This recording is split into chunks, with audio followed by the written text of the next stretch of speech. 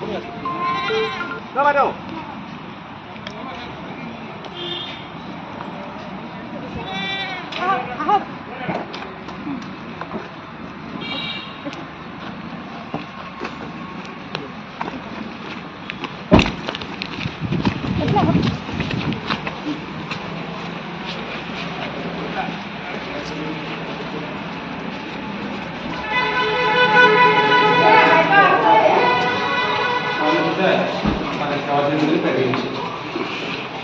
ভিক্টিমৰ মাকে যেটো এফআইআৰ দিছে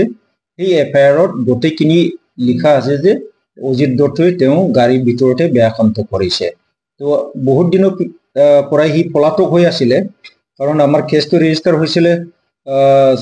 সেপ্টেম্বৰ মাহৰ 3 তাৰিখতে তাৰ পিছতে হি পলাতক হৈ আছে তাৰ আগদিনৰ পৰা হি পলাতক হৈ আছিল হাইকোৰ্টৰ জামিনৰ কাৰণে বাৰে বাৰে হি চেষ্টা কৰি আছিল তো পক্ষক এগৰ কেছ তদন্ত বা কেছ ৰেজিষ্টাৰ হোৱাৰ কাৰণে হি হাইকোৰ্টৰ পৰা হি জামিন নাপালে এইটোৰ কাৰণে আকৌ হি জামিন নোপোৱাৰ কাৰণে এই বিশ্বনাথ চাৰিআলিত আহি পেলাই কায়দা কৰিব বিচাৰিছিল যে কেনেকা বাকি মেনেজ কৰিব পাৰে নেকি বা উকিল সুকিল ধৰি পেলাই আকৌ জামিন পোৱাৰ কিবা ব্যৱস্থা কৰিব পাৰে নেকি তেনেকা কৰি থাকোতে হি যেতিয়া আহিলে আমাৰ বিশ্বনাথ চাৰিআলি আমি গম পালো যে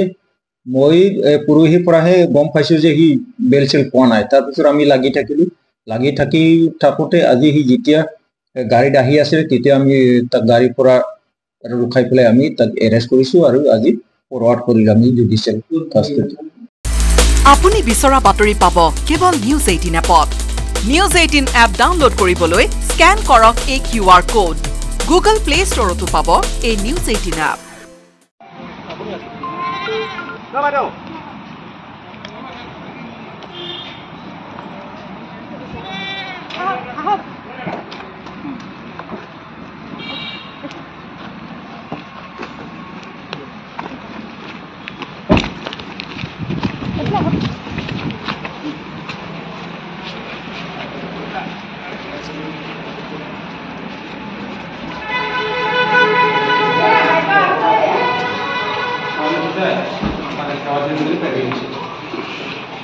ভিক্টিমৰ মাকে যেটো এফআইআৰ দিছে সেই এফআইআৰত গোটেইখিনি লিখা আছে যে অজিত দত্তই তেওঁ গাড়ীৰ ভিতৰতে বেয়াকান্ত কৰিছে তো বহুত দিনৰ পৰাই হি পলাতক হৈ আছিল কাৰণ আমাৰ কেছটো ৰেজিষ্টাৰ হৈছিল সেপ্টেম্বৰ মাহৰ 3 তাৰিখতে তাৰ পিছতে হি পলাতক হৈ আছে তাৰ আগদিনৰ পৰা হি পলাতক হৈ আছিল হাইকোৰ্টৰ জামিনৰ কাৰণে বাৰে বাৰে হি চেষ্টা কৰি আছিল তো পক্ষক এগৰ কেছ তদন্ত বা কেছ ৰেজিষ্টাৰ হোৱাৰ কাৰণে হি হাইকোৰ্টৰ পৰা হি জামিন নাপালে এইটোৰ কাৰণে আকৌ হি জামিন নোপোৱাৰ কাৰণে এই বিশ্বনাথ চাৰিআলিত আহি পেলাই কায়দা কৰিব বিচাৰিছিল যে কেনেকা বাকি মেনেজ কৰিব পাৰে নেকি বা উকিল সুকিল ধৰি পেলাই আকৌ জামিন পোৱাৰ কিবা ব্যৱস্থা কৰিব পাৰে নেকি তেনেকা কৰি থাকোতে হি যেতিয়া আহিলে আমাৰ বিশ্বনাথ চাৰিআলি আমি গম পালো যে মই পুৰোহিৰ পৰাহে গম পাইছো যে হি বেলচেল পোৱা নাই তাৰ পিছত আমি লাগি থাকোতে আজি হি যেতিয়া গাড়ীত আহি আছিল তেতিয়া আমি তাক গাড়ীৰ পৰা